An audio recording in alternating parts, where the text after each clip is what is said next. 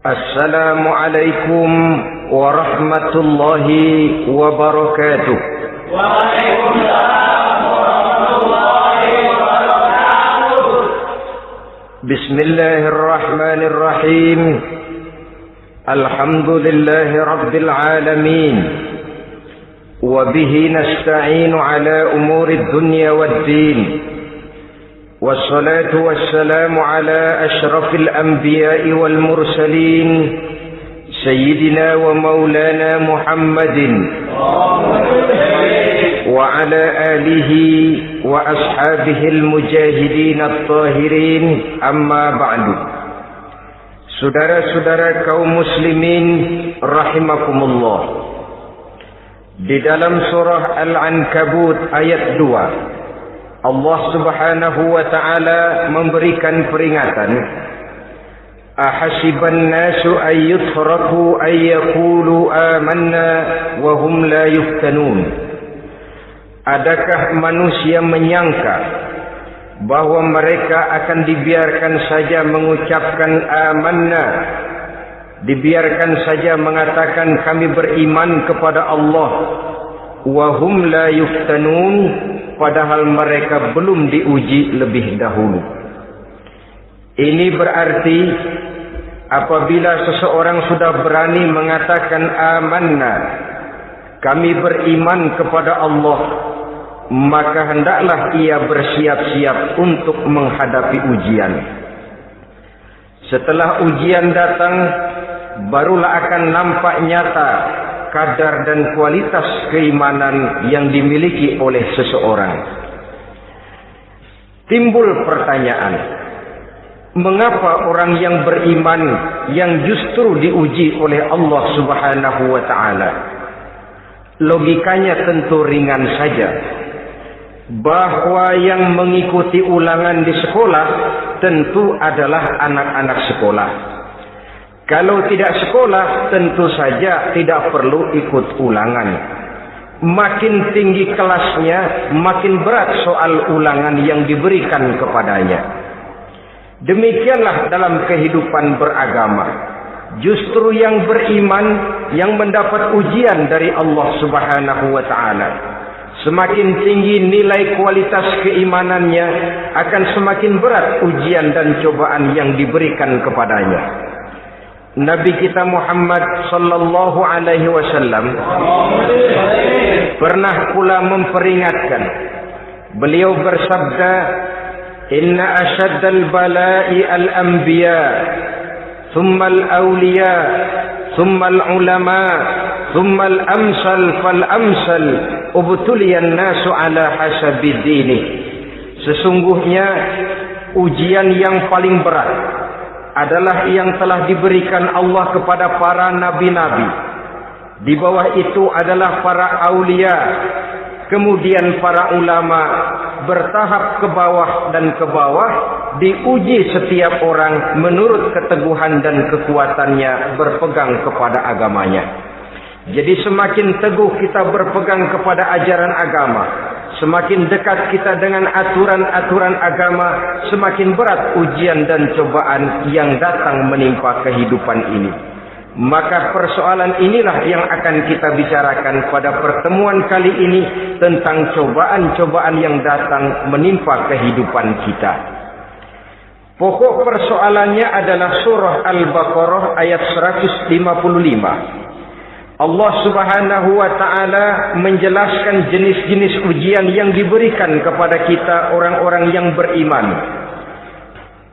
Dalam Al-Baqarah 155 itu Allah Subhanahu wa ta'ala menjelaskan, وَلَنَبْلُوَنَّكُمْ بِشَيْءٍ مِّنَ الْخَوْفِ وَالْجُوعِ وَنَقْصٍ مِّنَ الْأَمْوَالِ وَالْأَنفُسِ وَالثَّمَرَاتِ وَبَشِّرِ الصَّابِرِينَ الذين إذا أصابتهم مصيبة قالوا إنا لله وإنا إليه راجعون ولنبلونكم بشيء من الخوف, dan tentu dan pasti kata Allah, kami akan menguji kamu sekalian, kami akan mencoba kamu sekalian dengan sebagian kecil dari rasa takut. Walju', rasa lapar, wa naqsim minal amwal wal anfusi was samarat, kekurangan harta, jiwa dan buah-buahan. Ada 5 macam jenis ujian yang dijelaskan di dalam Al-Baqarah 155 ini. Yang pertama, walanabluwannakum bisyai'im minal khauf. Kami uji, kami coba kamu dengan sebagian kecil daripada rasa takut.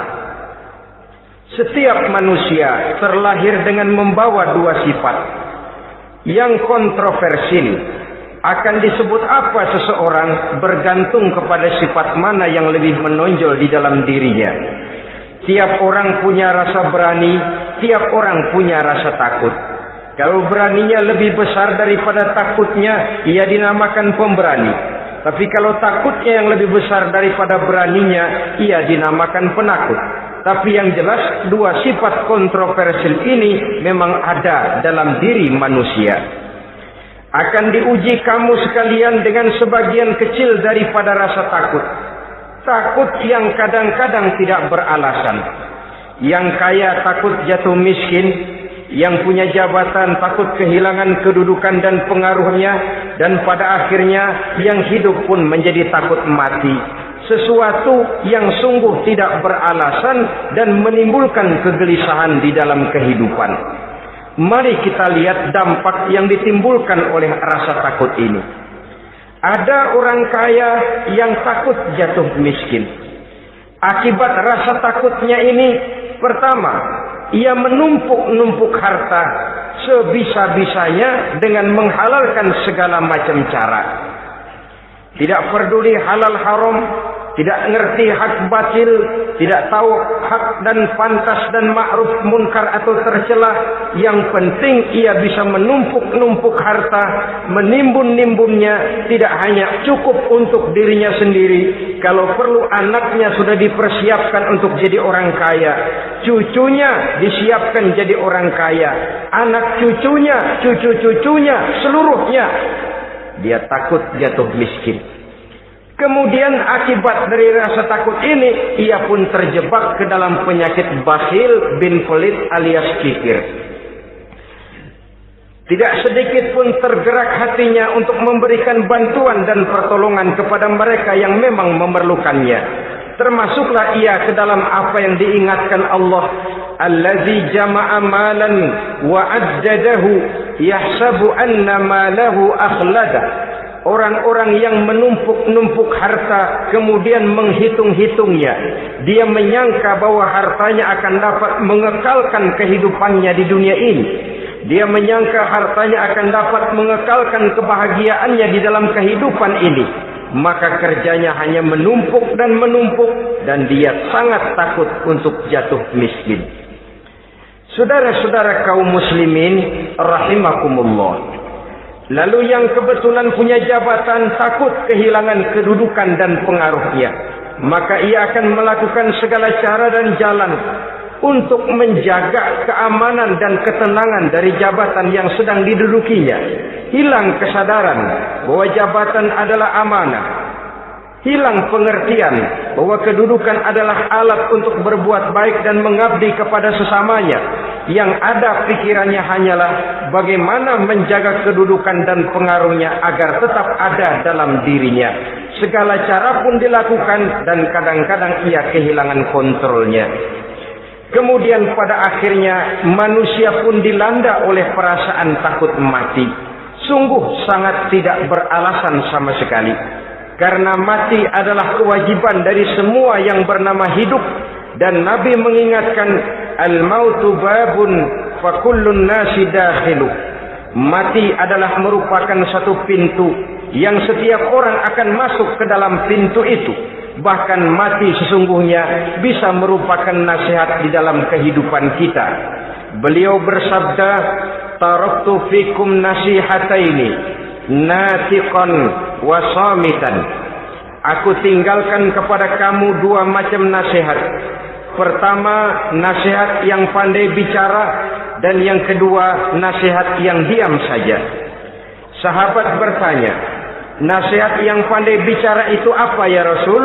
Beliau menjawab, Al-Quran. Kalau nasihat yang diam saja apa ya Rasul? Beliau menjawab, maut.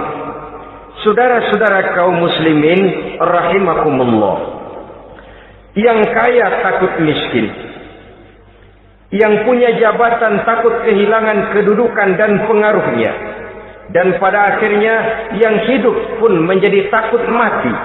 Sesungguhnya takut-takut yang sangat tidak beralasan sama sekali. Jika orang kaya takut jatuh miskin, untuk itu kemudian dia menghalalkan segala macam cara untuk menumpuk kekayaan yang tidak akan habis dimakan selama 7 turunan, kemudian diiringi dengan sifat bakhil, sifat tertutup, sifat berpangku tangan melihat kesulitan dan penderitaan orang lain, maka sesungguhnya dia tidak merasa bahwa harta merupakan titipan dari Allah Subhanahu wa taala, bahwa ia merupakan alat dan bukan merupakan tujuan di dalam kehidupan ini. Takut miskin adalah satu penyakit yang mengakibatkan orang lupa diri dan lupa daratan. Takut kehilangan kedudukan dan pengaruh juga adalah penyakit yang menyebabkan orang menghalalkan segala macam cara untuk menjaga kedudukan dan jabatannya. Dan takut mati juga sebenarnya sesuatu yang tidak beralasan, sebab siapa yang berani hidup harus berani pula menghadapi mati. Yang takut mati tidak usah hidup saja, karena mati adalah kewajiban bagi semua orang-orang yang hidup. Oleh karenanya, rasa takut yang tidak beralasan sesungguhnya merupakan ujian untuk menguji nilai-nilai keimanan yang ada di dalam diri kita.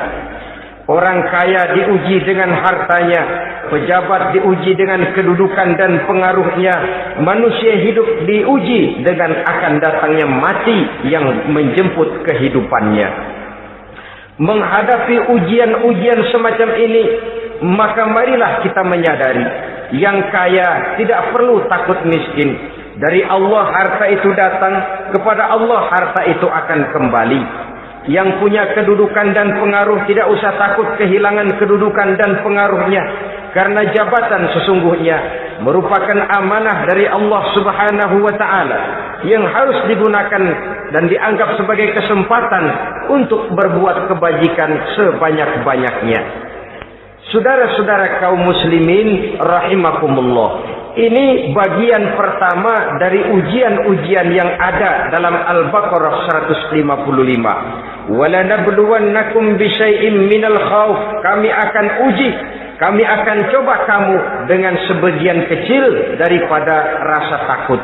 Takut yang kadang-kadang saya katakan sekali lagi sangat tidak beralasan. Akibatnya bisa menimbulkan gejala-gejala yang aneh di dalam kehidupan kita. Saudara-saudara, yang kedua, walju, akan kami uji kamu dengan rasa lapar. Kelaparan belum tentu identik dengan kemiskinan. Bahkan di dalam surah An-Nahl ayat 112, Allah Subhanahu wa taala memberikan contoh yang sangat nyata dan jelas.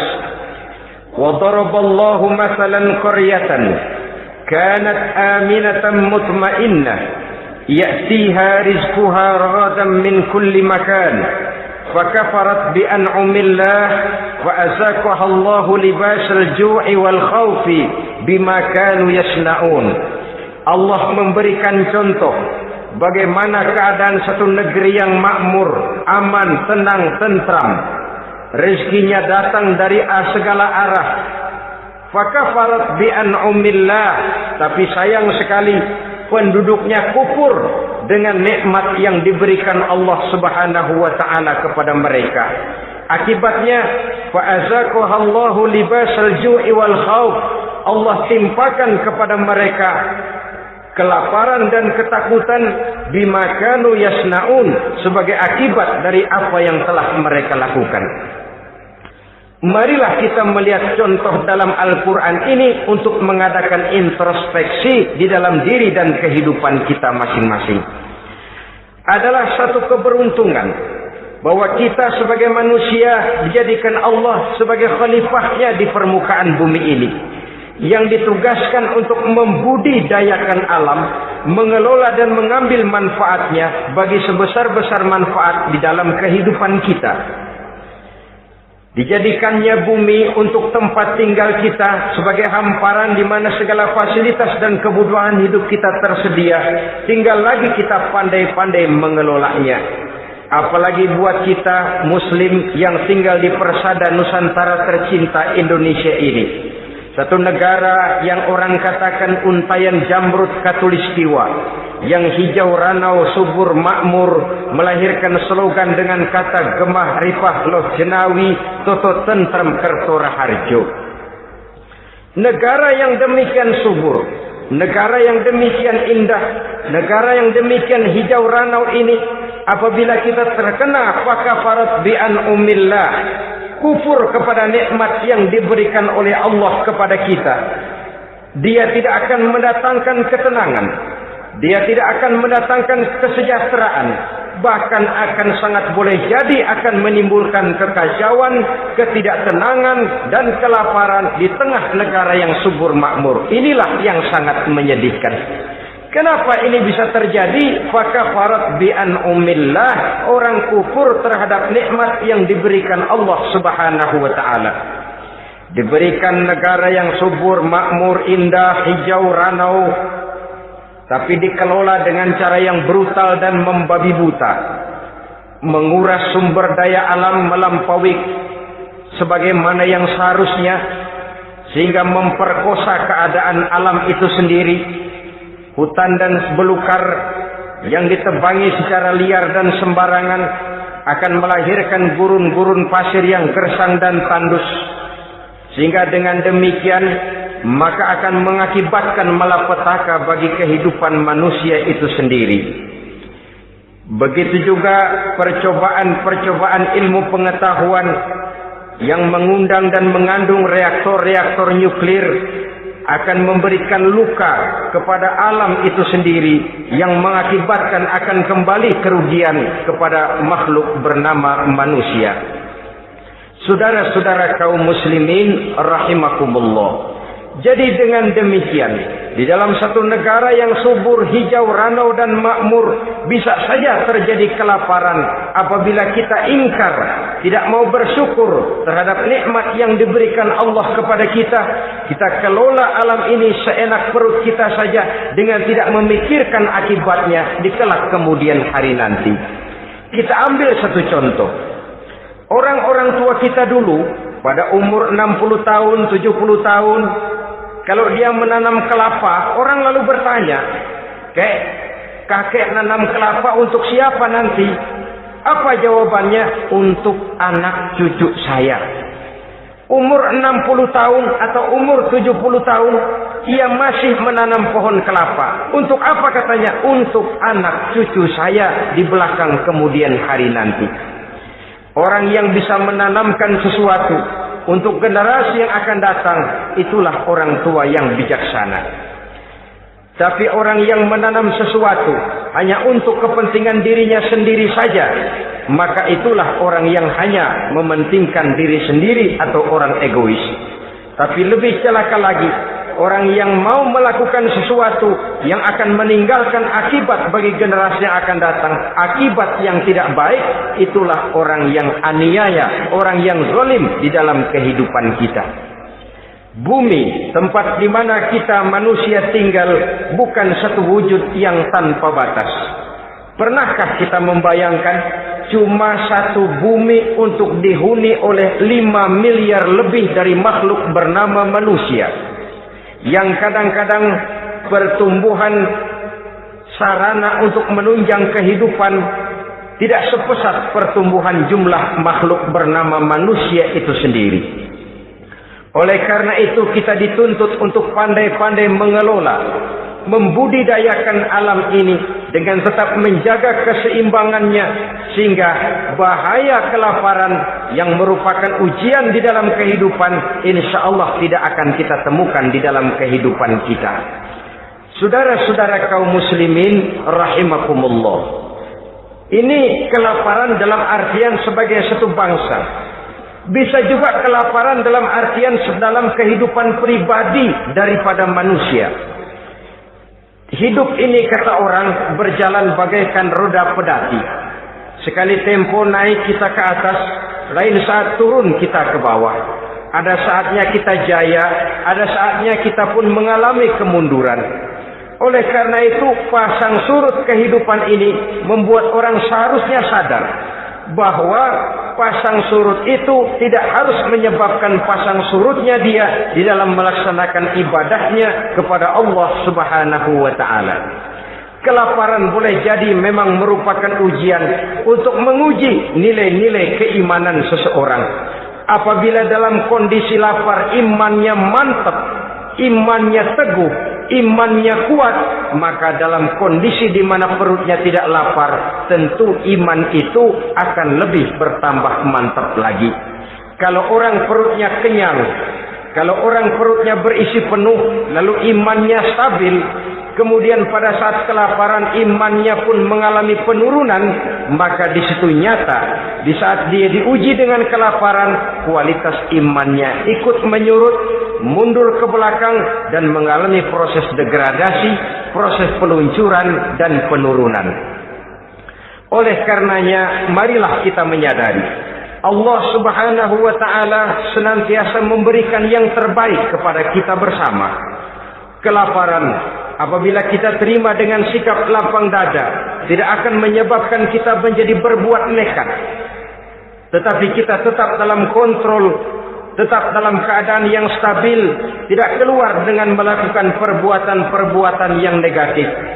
Bagaimanapun kita ingin membela dan mempertahankan kelangsungan hidup, betapa dan bagaimanapun kita ingin menjaga kelangsungan perut, namun kita tetap tidak keluar dari norma-norma dan kaedah-kaedah yang telah ditentukan di dalam kehidupan beragama. Inilah cobaan yang kedua yang ada dijelaskan dalam Al-Baqarah ayat 155 tadi, berupa kelaparan. Yang ketiga, wa naqsim minal amwal, kekurangan harta alias kemiskinan. Kemiskinan, saudara-saudara, merupakan ujian dari Allah Subhanahu wa ta'ala untuk menguji sejauh mana kekuatan iman yang kita miliki di dalam kehidupan. Tetapi sesungguhnya bukan hanya kemiskinan, kekayaan pun pada hakikatnya juga merupakan ujian. Namun umumnya manusia akan lebih merasa diuji jikalau dia miskin daripada diuji jikalau dia menjadi orang yang kaya. Pada sisi lain, kenyataan mengatakan banyak orang lulus ketika diuji dengan kemiskinan, tetapi gagal berantakan setelah diuji dengan kekayaan. Kemiskinan pun apabila kita lihat dari segi kehidupan bermacam bentuknya. Ada kemiskinan di bidang ilmu pengetahuan. Karena kemiskinan dan kebodohan memang merupakan dua saudara yang seakan-akan sekandung. Yang satu bisa menimbulkan yang lain, tapi paling celaka kalau keduanya sudah berjalan beriringan. Maksud saya, kemiskinan bisa menimbulkan kebodohan, kebodohan bisa menimbulkan kemiskinan, tapi yang paling celaka sudahlah miskin, bodoh pula. Miskin ilmu. Yang kedua, miskin akhlak. Ini lebih parah lagi daripada miskin ilmu. Kalau miskin ilmu, orang sekadar goblok bin bodoh alias tolol, maka miskin akhlak ini menyebabkan orang kurang ajar, tidak punya budi pekerti. Sehingga dengan demikian miskin akhlak sesungguhnya lebih bahaya daripada miskin ilmu. Adapun miskin yang kita kenal pada umumnya dan juga yang dimaksud dalam ayat ini adalah miskin harta. Imam Ali karramallahu wajhah pernah memberikan peringatan, kadal faqru ayyakuna kufran. Boleh jadi kemiskinan mendekatkan orang kepada kekufuran. Dengan kata lain, biasanya kemiskinan bisa membuat orang nekat. Kalau sudah nekat, maka bukan cuma harga diri yang terjual, bukan cuma keluarga yang terjual, bukan cuma nilai-nilai materi yang dimilikinya yang terjual, bahkan iman dan keyakinannya. akidah dan pandangan hidupnya pun tidak akan segan-segan digadaikannya, dijualnya untuk mengatasi kelaparan dan kemiskinan itu tadi. Padahal selalu diingatkan, pandangan dan keyakinan, iman sesungguhnya merupakan intan paling mahal, sesungguhnya merupakan mutiara paling berharga di dalam kehidupan kita. Maka kemiskinan memang merupakan ujian. Banyak orang yang kebal berhadapan dengan segala macam cobaan, tapi pada saat diuji dengan kemiskinan, ia tidak tahan diri, ia tidak sanggup menjaga dan mempertahankan akidahnya, maka akidah yang cuma satu-satunya pun ikut terjual juga adanya.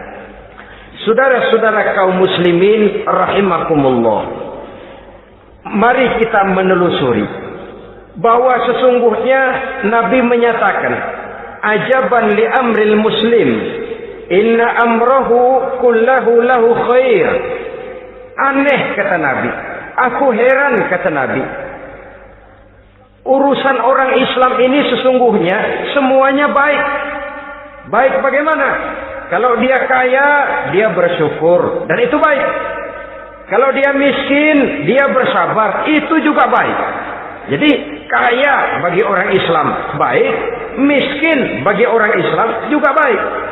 Kalau dia kaya, dia kan bisa berkata, alhamdulillah saya kaya, mudah-mudahan harta ini bisa menunjang ibadah saya kepada Allah Subhanahu wa taala. Baik. Kalau dia miskin, dia juga berkata, alhamdulillah saya miskin, mudah-mudahan di akhirat nanti pemeriksaannya tidak lama-lama seperti orang kaya. Ya kalau melarat yang mau diperiksa apaan? Memang nggak punya apa-apa.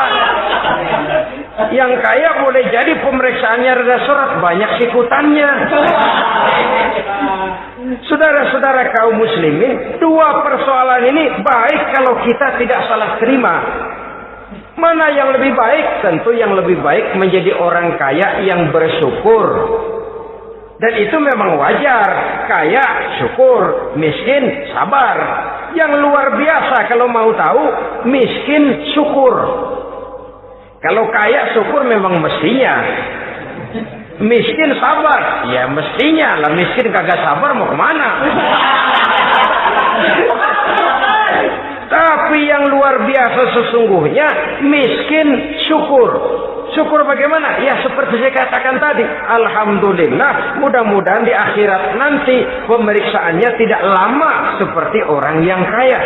Sehingga kata Nabi, setiap persoalan yang dihadapi umat Islam baik bagi dia.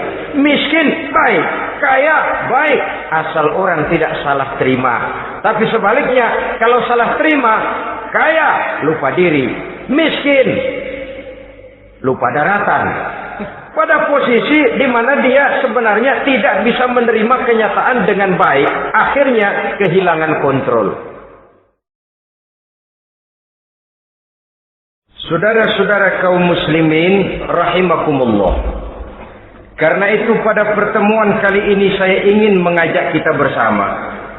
Marilah kita menyadari betapapun kemiskinan yang datang menimpa, seluruhnya merupakan ujian yang datang dari Allah untuk menguji nilai-nilai keimanan kita. Jangan iman itu berubah, jangan akidah itu bergoyah, jangan keyakinan dan pandangan hidup itu tertukar dengan keyakinan dan pandangan hidup lainnya. Bahkan dalam kemiskinan, orang biasanya menemukan diri dan kepribadiannya. Dalam kemiskinan, orang bisa berjalan lebih lurus untuk mendekati Allah Subhanahu wa taala. Sesungguhnya kemiskinan bukan merupakan sesuatu yang harus kita takuti, apalagi kalau ia memang merupakan ujian. Kemiskinan yang merupakan ujian adalah kemiskinan yang akan berakhir dengan kebaikan. Saudara-saudara kaum muslimin, tapi jangan lupa membicarakan pokok persoalannya. Ini kalau kemiskinan menimpa orang-orang yang beriman, itu yang ujian. Kalau nggak beriman, melarat, bukan ujian, persekot.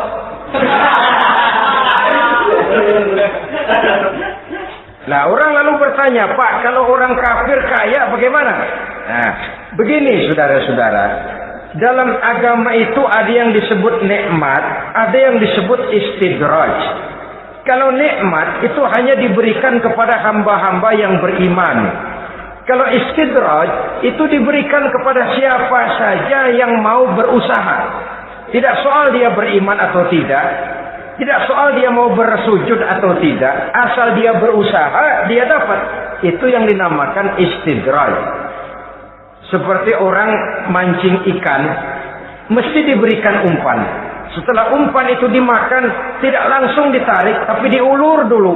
Sampai kira-kira mata kail itu nyangkut di leher si ikan, baru diangkat ikan itu ke atas. Dan sampai di atas kita bisa maklum nasib ikan tadi. Bisa digetok, bisa dibacok, bisa digoreng, bisa dipepes. Tapi yang jelas nasibnya merana.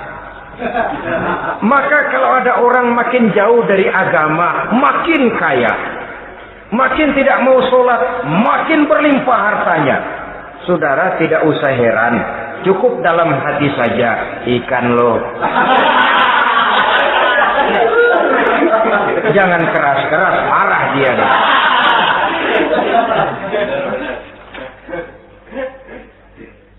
Kemiskinan apabila didasari dengan sikap keimanan merupakan ujian untuk menguji kualitas keimanan seseorang. Bahkan satu hadis menyatakan apabila Allah mencintai seorang hamba, maka diujinya hamba itu karena Allah ingin mendengar liyasma'a tadarru'ahu, ingin mendengar ratapan orang tadi.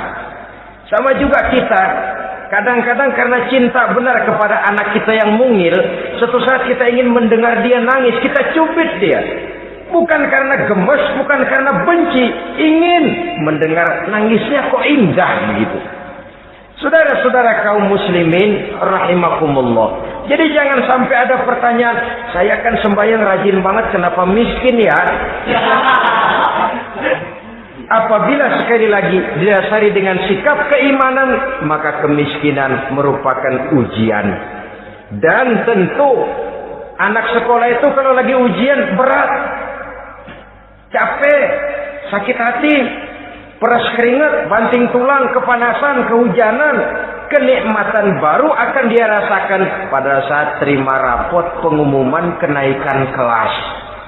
Di situ kenikmatannya terasa. Demikian menghadapi ujian, kita cuma mengeluh.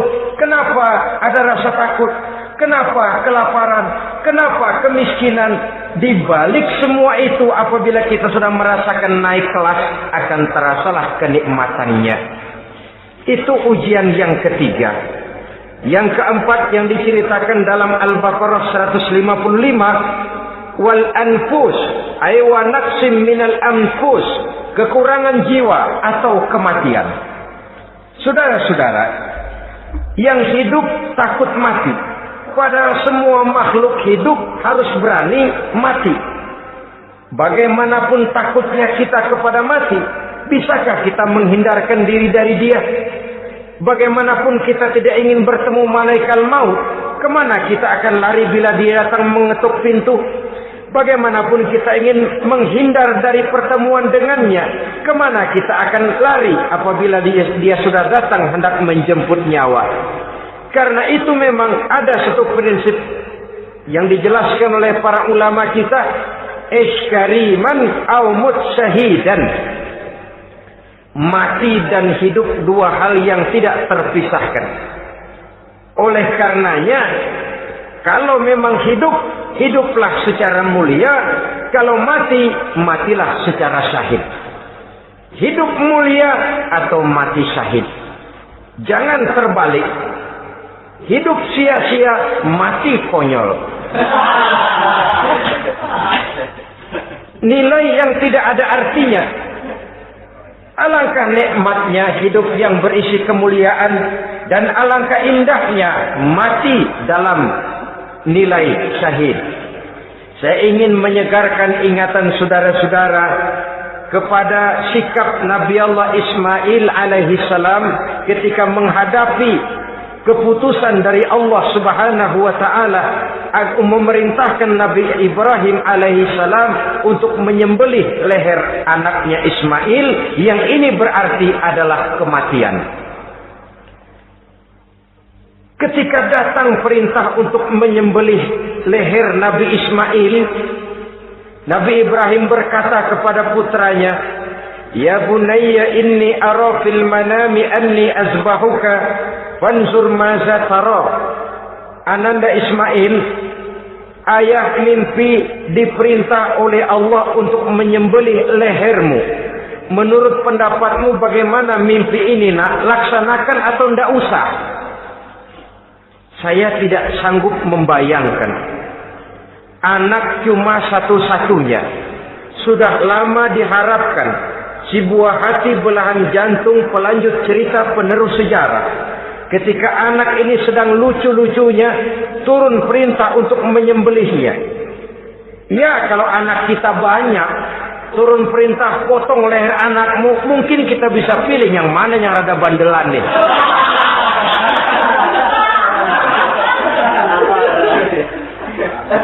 Tapi ini anak cuma satu-satunya.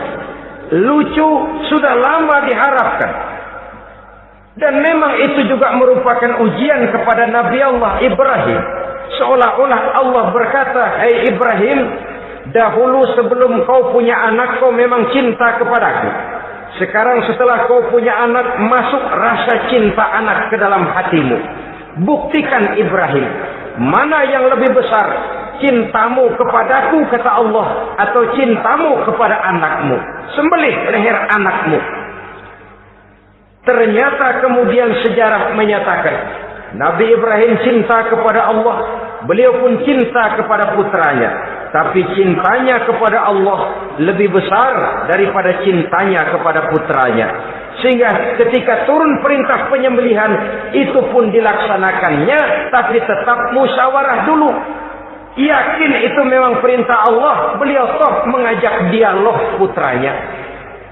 Ini yang penting dalam kehidupan kita. Dialog. Nah, bapak mimpi diperintah Allah untuk menyembelih lehermu. Menurut pendapatmu bagaimana nak? Laksanakan atau tidak? Yakin itu perintah Allah, tapi asas musyawarahnya tidak beliau tinggalkan.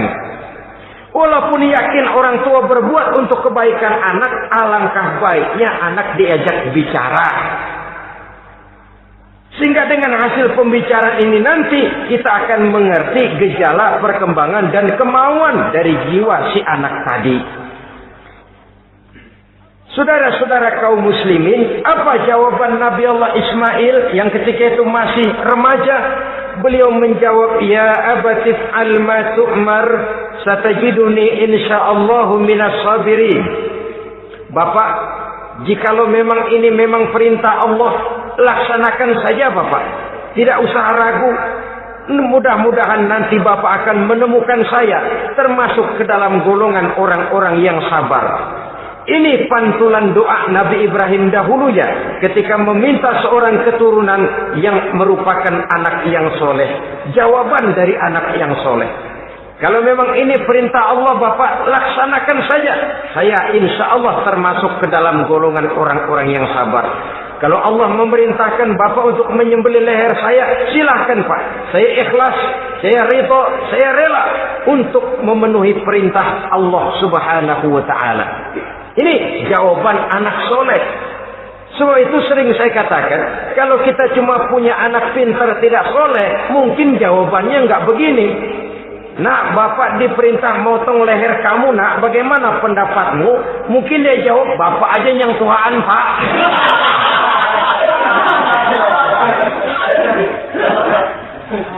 Saudara-saudara kaum muslimin rahimakumullah. Jadi prinsip ini gugur memenuhi panggilan Allah. Hidup mulia atau mati dengan syahid. Dua pilihan yang harus dua-duanya bisa kita laksanakan. Iskariman au mutsyahidan. Kalau hidup, hiduplah dalam kemuliaan. Kalaupun mati, matilah sebagai syahid. Sebagai orang yang dikenang kebaikan dan kebajikannya. Sebagai orang yang dekat dan banyak berbuat untuk kepentingan agamanya. Jangan tidak tercapai kedua-duanya. Hidup tidak punya nilai, mati pun tidak punya arti. Sia-sia semuanya. Kita masih hidup, orang anggap enggak ada. Dalam istilah tauhid disebut wujuduhu ka'adamihi. Adanya sama dengan tidak adanya. Dia sih ada apa enggak ada sama, gitu-gitu juga. Alangkah ruginya kalau ada kita dianggap sama dengan tidak ada. Apalagi kalau kita sudah tidak ada, ya tidak ada beneran. Iskariman au mutsyahidan. Hiduplah mulia atau matilah sebagai syahid. Saudara-saudara kaum muslimin rahimakumullah. Mati sesungguhnya juga merupakan ujian. Untuk menguji sejauh mana persiapan yang sudah kita lakukan di dalam kehidupan ini untuk menyambut.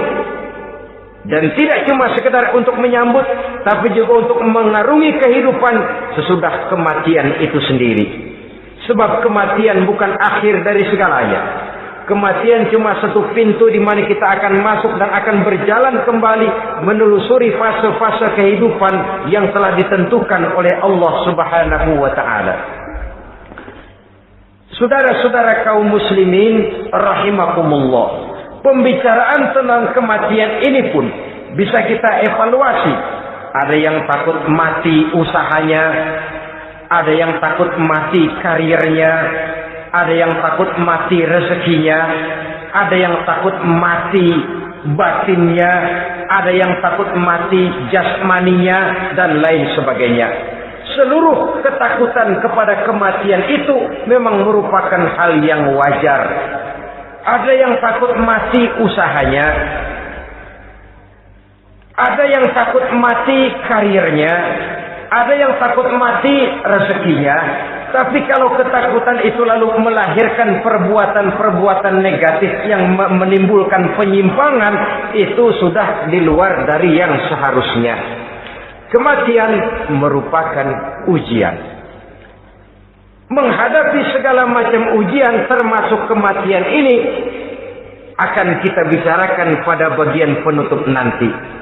Yang kelima, saudara-saudara, ujian yang dijelaskan dalam Al-Baqarah 155 tadi, wa naqsim minas samarat, kekurangan buah-buahan.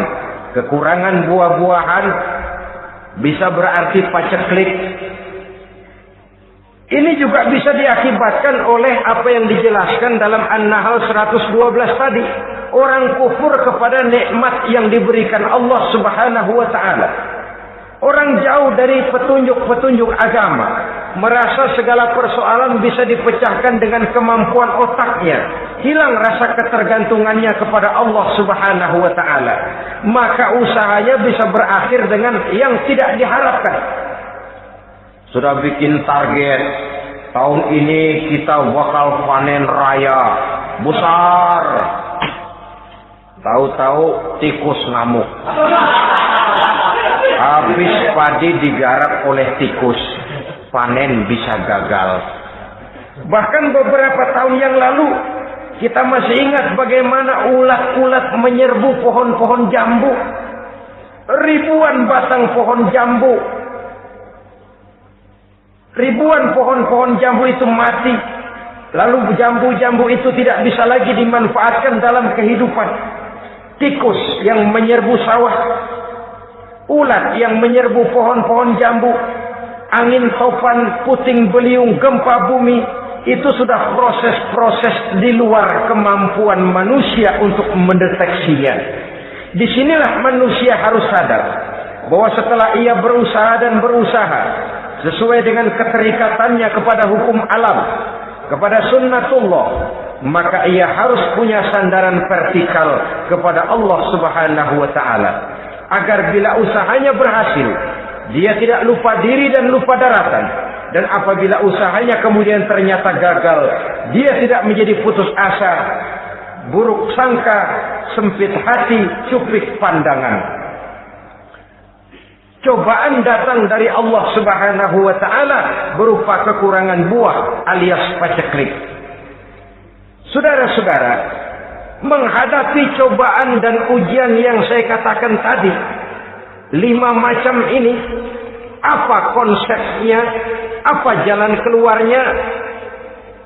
Ayat selanjutnya dalam kalimat tadi menjelaskan, wabasyiris sabirin, menghadapi ujian-ujian dalam hidup, baik rasa takut, kelaparan, kemiskinan, kematian, kekurangan harta, kekurangan buah-buahan. Wabasyiris sabirin, gembirakan orang-orang yang sabar. Menghadapi segala macam ujian tadi, gembirakan orang-orang yang sabar. Siapa orang yang sabar itu? Alladzina iza asabathum musibatun qalu inna lillahi wa inna ilaihi raji'un. Yaitu orang-orang yang apabila menghadapi ujian, ditimpa musibah, mereka berkata, sesungguhnya kami berasal dari Allah dan sesungguhnya kepada Allah pula kami akan kembali. Bukan cuma sekedar ucapannya, tapi penghayatannya kepada filsafat yang terkandung di dalam kalimat itu tadi. Maka jadilah dia semacam lipstik, jadilah dia semacam dekorasi. Apabila kita berjanji dan dalam hati kita sudah ada kemungkinan besar kita tidak akan datang, kita tetap menggunakan kata-kata insya Allah. Padahal yang jelas tidak akan mau datang adalah kita. Kita sandarkan dan kita kembalikan itu kepada Allah. Sesungguhnya kami berasal dari Allah. Sesungguhnya kepada Allah juga kami akan kembali. Bukan cuma sekedar ucapannya, tapi juga penghayatan kepada filsafat yang terkandung di dalamnya. Kalau suatu saat kita harus kehilangan harta yang kita miliki, kenapa tidak berpikir inna lillahi wa inna ilaihi raji'un? Bahwa dulu pun ketika lahir ke dunia ini tidak ada harta yang saya bawa. Kalau sekarang harta itu hilang, inna lillahi wa inna ilaihi raji'un. Itu yang saya maksud. Kalau sekarang, kalau suatu saat kita harus melepaskan pangkat jabatan yang kita sayangi, kenapa kita tidak kembali kepada inna lillahi? Dulu pun ketika waktu lahir ke dunia ini tidak ada pangkat dan jabatan yang saya bawa. Kalau sekarang harus pensiun, inna lillahi wa inna ilaihi raji'un. Ini kadang-kadang enggak. Dengar mau mutasi, mau pensiun, mulutnya inna lillahi, tapi gerbek-gerbek dukun diusul.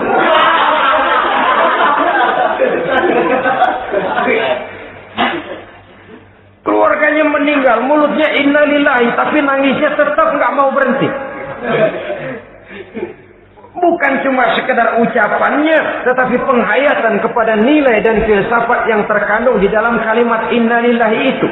Sesungguhnya segalanya saja berasal dari Allah. Segalanya saja akan kembali kepada Allah Subhanahu wa ta'ala. Kalau ini yang kita jadikan landasan, maka sesungguhnya menghadapi berbagai ujian ini kita tidak akan salah singkap, tidak akan salah tingkah, tidak akan salah sikap.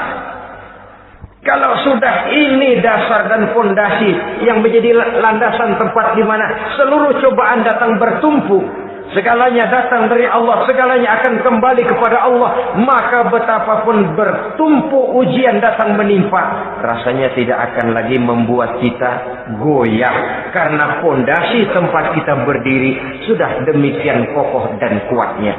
Dan fondasi itu inna lillahi wa inna ilaihi raji'un. Segalanya datang dari Allah, segalanya akan kembali kepada Allah Subhanahu wa ta'ala. Keyakinan ini memberikan kelapangan jiwa. Dari kelapangan jiwa, maka akan tertuang ketenangan dan ketentraman. Jauh dari stres, jauh dari darah tinggi, jauh dari bingung, jauh dari rasa takut. Segalanya sudah kita kembalikan kepada Allah Subhanahu wa ta'ala. Saudara-saudara kaum muslimin rahimakumullah. Oleh karenanya, ini jalan keluar dan inilah orang yang sabar. Yaitu orang yang mengembalikan segala persoalan bahwa segalanya datang dari Allah, segalanya akan kembali kepada Allah. Bukan sabar dalam pengertian kita sehari-hari. Sabar, maaf ya, dalam pengertian kita sehari-hari biasanya orang yang sabar yang gak banyak tingkah. Diam, Nggak salah apa-apa, kepala yang dikelepak. Diam aja. Ente nggak salah apa-apa dikelepak, diem ya. Gua lagi sabar, diem loh. Rasanya ini sih, kalau sabar macam ini yang kita punya, boleh jadi kita akan tertindas terus. Sebab itu pada penghujung surah Al-Asr, Allah menggandengkan antara tawasau bil haq dengan tawasau bis sabr. Kebenaran dan kesabaran, dua hal yang memang tidak boleh terpisahkan satu dengan yang lain. Kalau kita benar, kita harus sabar. Kalau kita mau sabar, harus karena benar. Apabila kebenaran satu prinsip, maka kesabaran adalah satu strategi. Prinsip yang tanpa strategi bisa membuat kita tidak akan mencapai tujuan yang kita harapkan. Artinya, kebenaran tanpa kesabaran membuat kita mudah dipatahkan orang, tapi kesabaran tanpa kebenaran akan membuat kita diinjak terus oleh orang lain.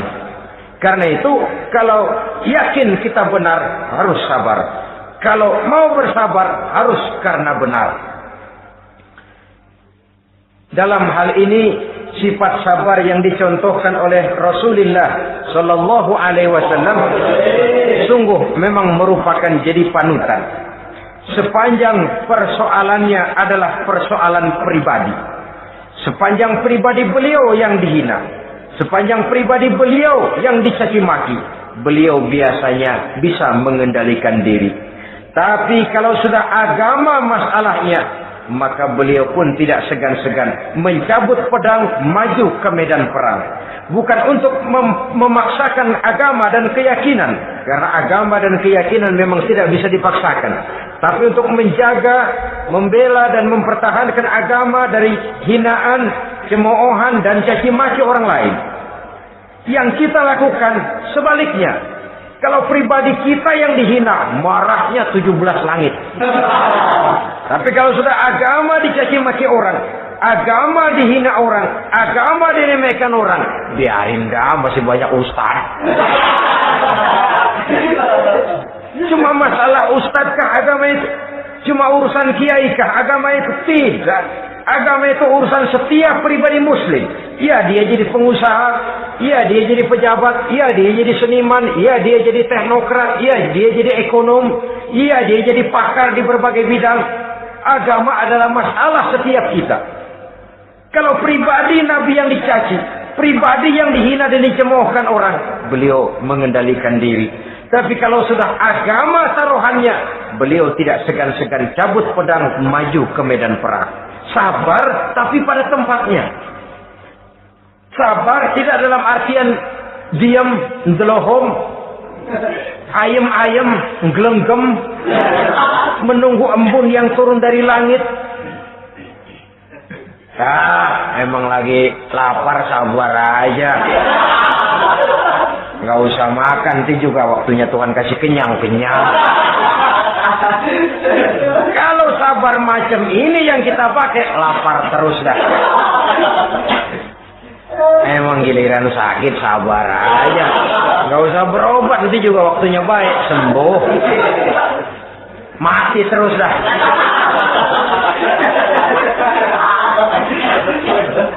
Ya perkara ada orang sakit tidak berobat sembuh, itu hak Allah. Tapi tidak boleh kita jadikan sandaran, apalagi kalau makom kita dengan Allah masih sedemikian jauhnya.